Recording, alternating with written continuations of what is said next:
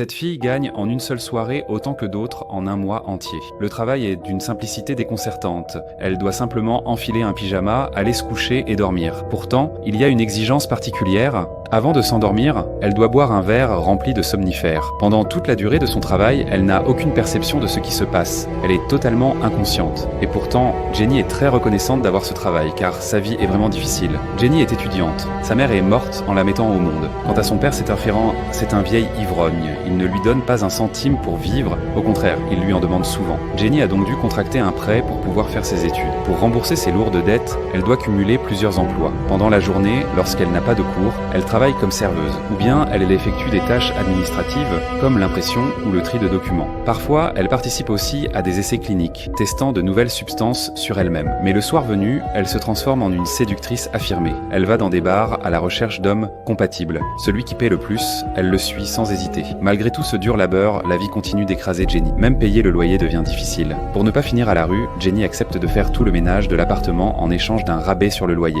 Après une journée épuisante, son seul moment de détente est de retourner dans sa chambre. Heureusement, Jenny a un petit ami aimant et compréhensif. Il est la lumière dans sa vie sombre. Ils partagent un destin similaire. Mais soudain, c'est le choc. Récemment, on a diagnostiqué une grave maladie chez son petit ami. Il est désormais trop faible pour travailler et les frais médicaux sont énormes. Orphelin, il n'a personne pour l'aider. Jenny porte donc ce fardeau en silence. Elle doit travailler encore plus et chercher de nouveaux moyens de gagner de l'argent. Un jour, Jenny tombe par hasard sur une annonce. Le salaire est tout simplement colossal. Hésitante, elle compose le numéro. Les ressources humaines s'enquièrent de sa situation et l'invite à un entretien. Elle accepte sans hésiter. Bientôt arrive le jour de l'entretien. Jenny quitte la fac et se rend au rendez-vous. Elle s'est habillée élégamment, portant une robe formelle. Une dame distinguée l'accueille et l'invite à s'asseoir. Elle lui explique ensuite le poste. Les exigences sont très strictes. Jenny devra simplement s'occuper des riches dans une villa. Toutefois, elle doit avoir une peau claire et impeccable, une bonne silhouette, sans cicatrices ni tatouages. La dame vérifie si Jenny remplit les critères. Une fois tout cela confirmé, elle note son numéro et lui indique la date de début du travail. Elle lui assure qu'il s'agit d'un travail sérieux, où rien d'indécent ne se produit. Jenny répond que cela lui est égal. Tant qu'elle gagne de quoi survivre, elle est prête à tout. Après avoir quitté la villa, Jenny se rend directement dans un institut de beauté. Elle y suit un soin complet du corps, simplement pour faire bonne impression auprès des riches. Quelques jours plus tard, Jenny reçoit un appel. Elle commence son nouveau travail.